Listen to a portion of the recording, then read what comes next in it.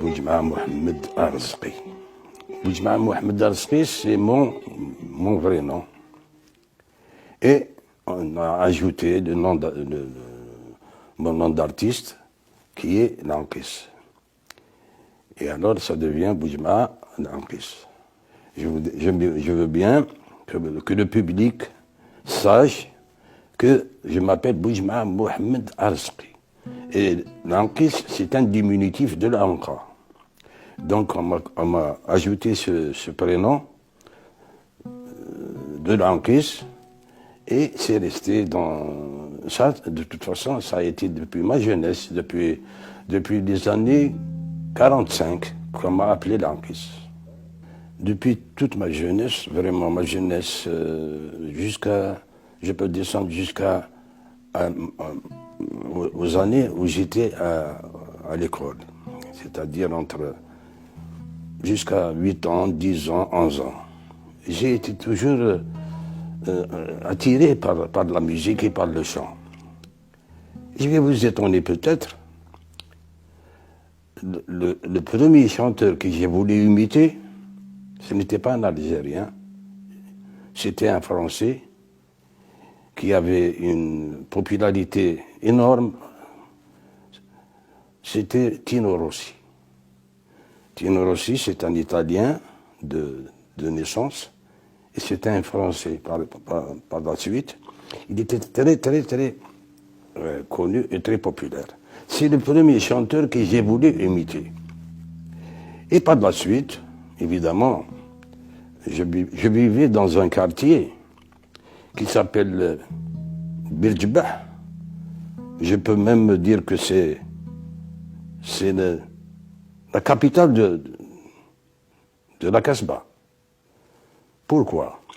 Parce que, ça peut être étonnant, tous les chanteurs Chabi, ils habitaient dans ce quartier. Ils sont nés là, et c'est là que Boujma Lankis également est né.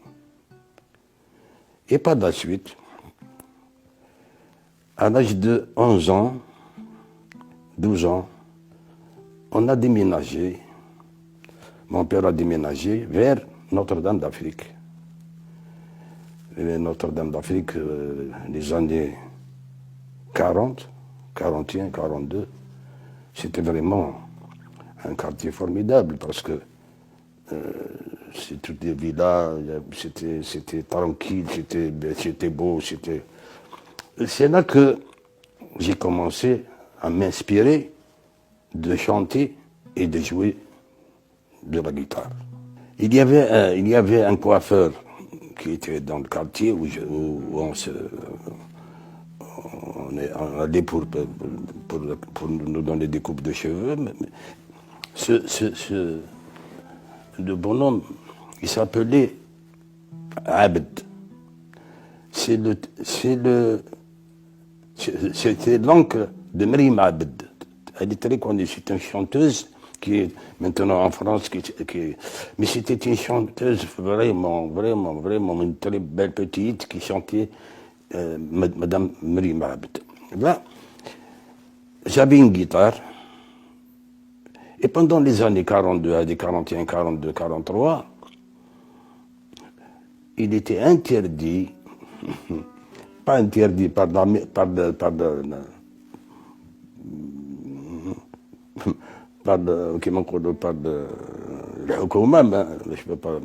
mais interdit parce que nous étions vraiment nous étions vraiment attachés beaucoup à la religion et même un instrument de musique à la maison. Cet instrument, et le matin de bonne heure, je me lève, je prends ma guitare, on roule le Djibel, Sidi Ben Nour. qui est entre Bouzaléa et Notre-Dame d'Afrique. C'est là que j'ai commencé à m'inspirer. Comment j'ai fait pour apprendre tout seul, parce que c'est tout seul que j'ai appris. Hein. C'est là que je peux dire que personne ne m'a donné aucun conseil. La guitare d'Yali, je mets dans ma tête un air que j'aime. Le Wali Nhabbo, Ndiru Fi Bali, un air que j'aime. Je commence à prendre la première note. Quand j'ai appris où je mets mon doigt sur la première note, je fais la deuxième note. Et je continue à faire les deux jusqu'à ce que je les apprenne. Après, je prends la troisième, et la quatrième, et la cinquième, c'est ainsi de suite. Ça donne énormément de temps. J'avais beaucoup de temps. Et bien là, jusqu'au moment où j'apprends avec la voix, cet air que j'ai mis dans ma tête. Voilà comment j'ai appris. Par la suite, dans la musique, j'étais déjà bien. C'est formidable, je ne sais pas, c'est un don, mais j'étais bien. Le coiffeur, M. Abd, où on se rencontrait, il y avait un cheikh qui était mon cheikh à moi, par la suite. Il s'appelle Mohamed Qabaili. C'est là qu'on se rencontrait, il était vieux, moi j'étais jeune évidemment, il avait l'âge de mon père. Il m'a vu parce que il y avait dans هذاك الوقت il y avait كاين واحد الطبيعه خديناها يعني chez le coiffeur. Il y a toujours chez les coiffeurs d'Alger, il y avait toujours un instrument de musique, une guitare ou une mandoline. Comme ça, le client qui entrait pour se faire la coupe de cheveux, il y avait quelqu'un qui jouait toujours un air de musique pour donner le temps. C'était quelque chose de bien. Mais ce n'était pas tellement des musiciens formidables, mais quand même. Bon. Et moi, j'étais parmi ceux-là. Alors, Hada Khabaili, qui est venu par la suite, mon cheikh, il m'a entendu. Et un jour, il y a un élément de son orchestre qui manquait. Il est venu me proposer de venir faire avec lui des soirées. J'ai répondu d'une façon tout à fait normale. يا شيخ أنا صغير وبابا ما يخلينيش بابا ما يعرفش mon père ne sait même pas que je joue de la guitare. Moi je peux pas. Ah bon, mon père s'appelait Mouqran, Allah yarhamou. قال لي ben même Mouqran c'est moi qui va m'en occuper. Maintenant ندير نتبراسي مع باباك mais vous allez venir avec moi. Bon d'accord. Il va voir mon père et mon père comment mon fils il joue de la guitare, oui. Avec Cheikh Qabaili, il a insisté. Alors je veux que vous preniez la responsabilité que j'ai maintenant. Alors, il dit Mac, parce que avec le surtout, le milieu musical, le milieu artistique, nous étions sous la domination française. Il y avait beaucoup de choses qui n'étaient pas normales. La plupart des cheikhs, je peux le dire, parce que c'est une vérité. ما كانش عندنا وين نتعلموا، ما كانش عندنا des écoles, il n'y avait pas de radio, il n'y avait pas de télévision, il n'y avait pas de poste, rien du tout. Et comment on apprenait? Il y avait des quartiers qui n'étaient pas habitables pour les familles honorables. Alors là, les jeunes, enfin les musiciens qui voulaient se rencontrer pour s'aider, ils louaient un appartement dans ce quartier. Ils se rencontraient là et chacun donnait quelque chose qu'il connaissait aux autres. Et c'est comme ça que Boujma al-Aqis est rentré dans ce milieu. C'est là qu'avec Mohamed Qabaili, avec qui on faisait des soirées, je me suis inspiré parce que j'ai vu, parce que j'ai entendu comment commencer une fête, un mariage, comment au milieu, qu'est-ce qu'on jouait, comment que ça finissait, et comment que les cheikhs se comportaient. C'est toute une éducation, et j'ai appris tout ça. Évidemment, l'inspiration, il y a toujours quelqu'un qui est directement votre inspirateur ou indirectement, quand on n'est même pas de vue. Mais, c'est mon cas. Mais c'est là que la musique n'a pas de frontières. Et c'est par la suite également que j'ai fait, c'est moi qui ai fait la musique de Chehit Layani. Chehit Layani, j'ai été au cinéma l'Atlas, qui était à ce moment-là majestique. C'était en 1952. Un grand escalier large qui descend, un grand escalier qui descend. Rita Hayworth était en haut et Glenn Ford était en bas. Glenn Ford était venu pour tuer cette femme, qui était, d'après lui, celle qui a tué son mari. Alors Glenn Ford monte avec une arme, Rita Hayworth descend avec une guitare. Rita Hayworth chante, en français par exemple, un peu, « Tu m'as dit que tu m'aimes, pourtant c'est moi qui t'aime ». C'était en anglais. Et par la suite, qui sasse. Bon. Il n'a pas tué, ils étaient devenus des amis. Bon, ben. Voilà où je dis la musique est internationale, il n'y a pas de limite. Et par la suite, j'ai fait cette musique, c'est un arrangement, j'ai fait Chehit Layani. نقولوا لشهيت العياني اللي عربها مضاني قهر لي وخلاني الولف كيف ساهل والفرق ما قدرت عنه فوالا. Par la suite, notre inspirateur, c'était l'Anka. Il était même en ce temps-là, il était jeune également. Il y a 19 ans entre l'Anka et l'Ankis. C'est-à-dire, quand on est jeune, c'est énorme. Mais quand on devient vieux, entre 35 ans et 50 ans, ce n'est pas beaucoup. J'ai essayé d'écouter l'Anka.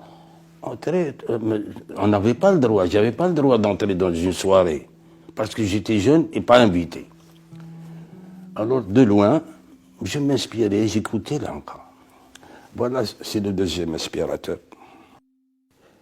L'Anka, c'est un diminutif de l'Anka, voilà. Qui m'a dit Marzaq, Marizq, Hassan, Hassan. C'est avec monsieur Abed, le coiffeur, dit Mani l'Ankis. Pourquoi? Parce que, autant qu'on est aimé, autant qu'on est populaire, mais il y a toujours des gens qui n'aiment pas l'Ankis, ou qui n'aiment pas l'Anka, ou qui n'aiment pas autre chose. Il se trouve que les jeunes du quartier, quand ils sont chez eux, les parents parlent. Quand l'Anka, oui, il a ça, il est bien, mais il a ça. Il y a des choses qui ne sont pas valables. وأنا كي نسمعهم في الزنقة, nous étions tous des jeunes, je prenais sa défense. Et je me disputais avec ma دراري هذوك. Même quand on se donnait des coups. Eh bien, et pourquoi j'ai pris sa défense? Non seulement je m'inspire de lui sur la musique, mais également il y a un lien familial. Le lien familial, il est vraiment très, très rapproché, puisque ma mère à moi et la mère de l'Anka sont des cousines germaines. Et voilà, et ma famille. Et la famille, on s'est rencontrés, mon père et ma mère allaient chez l'Anka, et la mère de l'Anka venait chez nous, voilà, jusqu'au moment où elles sont parties là. j'ai raconté quelque chose qui s'est passé au TNA. Au TNA d'Alger, il y avait une grande soirée. Il y avait les musiciens, c'était les musiciens de la station Talanqa, sous la direction de Mustafa Skandarani, et j'ai passé pour faire un tour de chant. Pendant que j'ai chanté, en dessous de la scène, il y avait un incendie. Il y avait Dukhan, هذاك اللي خرج الدخان. Moi, j'ai pensé que c'était fait exprès pour donner une expression pour je ne sais pas comment m'expliquer pour ça. Alors, Mustafa Skandarani me faisait. Je continue à chanter. Et Mustafa, qu'est-ce qu'il a, ce Mustafa? Je continue à chanter. Et finalement, ils sont venus, ils ont éteint l'incendie. Et quand l'émission est partie, comme les dirigeants, je ne savais pas pourquoi. Mais les meilleurs souvenirs, c'est quand j'ai commencé avec mon orchestre et j'ai vu que j'ai commencé à avoir une grande popularité. Et j'étais fier et j'étais content d'être arrivé à ce que je voulais faire. Voilà. Et كان ثاني امور يعني عويصه يعني في لافينير تاع الفن الجزائري فيما يخص خاصه الفن الشعبي اللي انا متخصص فيه يعني دوك مولا 85 سنه وراني نشوف الشبان هادو اللي عندهم موهبه وعندهم قدره لو كان نعاونوهم عندهم مستقبل في هذه المهنه هذه خاطر مهنه وحتى ولو كان يعني خاصه. شوفوا يعني كيفاش دوك احنا عندنا الوزاره الثقافيه كل عام يعني تبعت موسيقيين اللي مختصين في هذه المهنه.